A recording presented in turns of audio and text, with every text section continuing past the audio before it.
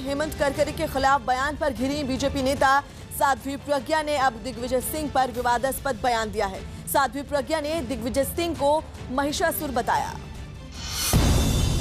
और खुद को अधर्मियों को सजा देने वाली महिषासुर मर्दनी करार दिया। आई है भगवा वेश पहन करके, इनको इनके शब्दों में ही जवाब देना पड़ेगा।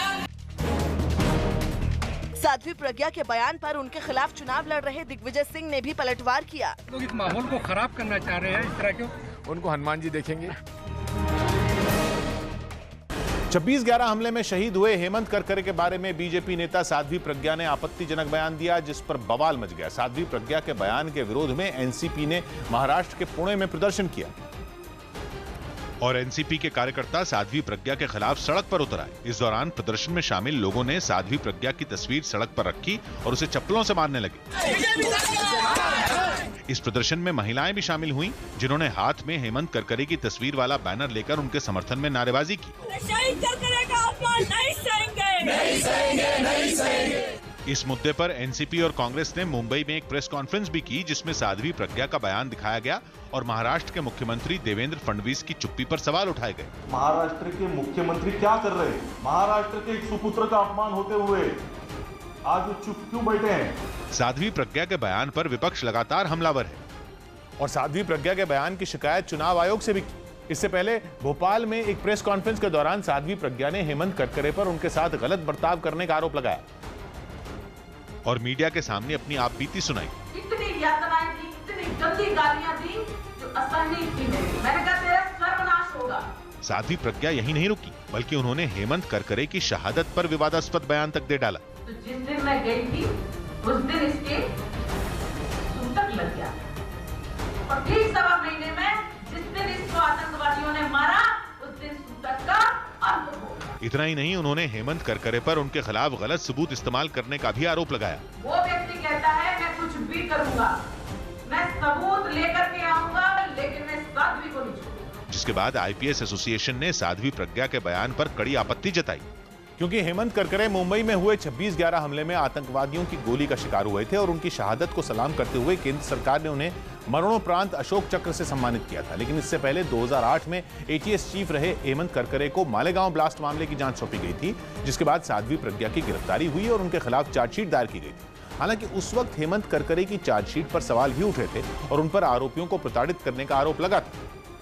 इस बीच साध्वी प्रज्ञा के बयान पर सियासी पारा भी चढ़ गया और विपक्ष ने एक सुर में उनकी आलोचना की। भोपाल से साध्वी प्रज्ञा के प्रतिद्वंदी दिग्विजय सिंह ने हेमंत करकरे की ईमानदारी की तारीफ की और चुनाव आयोग के नियमों का हवाला देते हुए शहीदों पर बयानबाजी को गलत ठहराया। इलेक्शन कमीशन का साफ निर्देश है, सेना और शहीद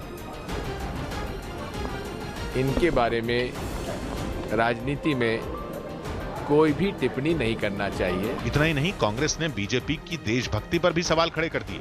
आखिरकार ये साबित हो ही गया, पाकिस्तानी आतंकवादी अजमल कसाब के दोस्त भाजपा ही निकले। एआईएमआईएम ने भी इस मुद्दे पर बीजेपी को आड़े हाथ लिया और शहीदों के अपमान पर गुस्सा जताया। साध्वी प्रज्ञा के बयान पर पीडीपी के तेवर भी बीजेपी के बाकी विरोधियों जैसे ही नजर आए। जिसके खिलाफ चार्जशीट है, जो जेल में रही है, जिसके खिलाफ इतने घिनौने चार्जेस हैं, तो आप उसको इलेक्शन में खड़ा करके लोगों को क्या कहने की कोशिश कर रहे हो? हालांकि इस मामले पर मचे सियासी घमासान के बीच साध्वी अपने बयान पर अड़ी रही। मैंने जो कहा है मैं गलत नहीं।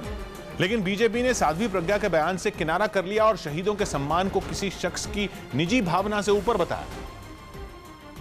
People have personal traumas, but we all have to be careful that they should not affect our judgment.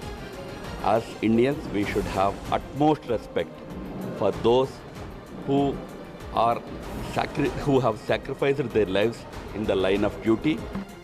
हालांकि मामले के तूल पकड़ने के बाद बीजेपी नेता साध्वी प्रज्ञा ने सफाई दी और शहीद हेमंत करकरे पर दिया बयान वापस लेते हुए माफी मांगी।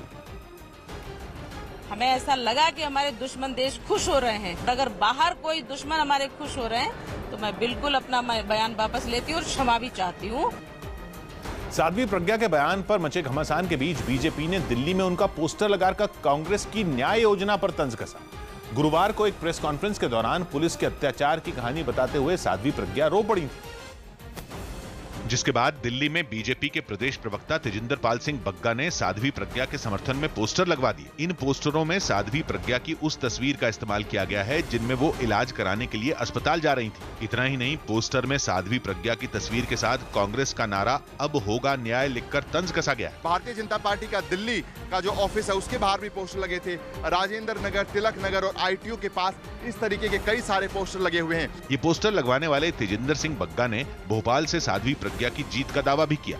अब होगा न्याय और कांग्रेस को साध्वी प्रज्ञा जी दिग्विजय सिंह को जमानत जब्त करा देगी। जिसके बाद बीजेपी नेता और हरियाणा सरकार में मंत्री अनिल विज ने भी ट्वीट किया और जनता से साध्वी प्रज्ञा पर हुए अत्याचार का बदला लेने की अपील की। जिसके बाद साध्वी प्रज्ञा ने उनका साथ देने वालों को धन्यवाद दिया। जो जनता कर रही है, जो अपने अपने दिलों से, जिनके मन से आवाज निकल रही है, दिल से आवाज निकल रही है, वो निश्चित रूप से सत्य है और वो सब हमारे पक्ष में है। लेकिन विरोधियों को साध्वी प्रज्ञा के दावे झूठे लगे और उन्होंने इसे चुनावी हथकंडा करार देते हुए साध्वी प्रज्ञा और बीजेपी पर निशाना साधा और इसे बीजेपी की हार का डर करार दिया। और साध्वी प्रज्ञा के आंसुओं के बहाने राजनीतिक फायदा उठाने का आरोप लगा दिया। भारतीय जनता पार्टी अब साध्वी प्रज्ञा के गेरवा कपड़ों और बहते हुए आंसुओं के पीछे वोट तलाश कर रही है। एनसीपी ने भी साध्वी प्रज्ञा के दावों पर सवाल उठाए। जिस भाषा का प्रयोग साध्वी प्रज्ञा करती हैं, आतंकवाद की भाषा है। लेकिन विरोधियों के हमले से बेफिक्र बीजेपी ने साध्वी प्रज्ञा की जीत का दावा कर दिया। भोपाल की जनता दिग्विजय सिंह जी को हराकर सबक सिखाएंगे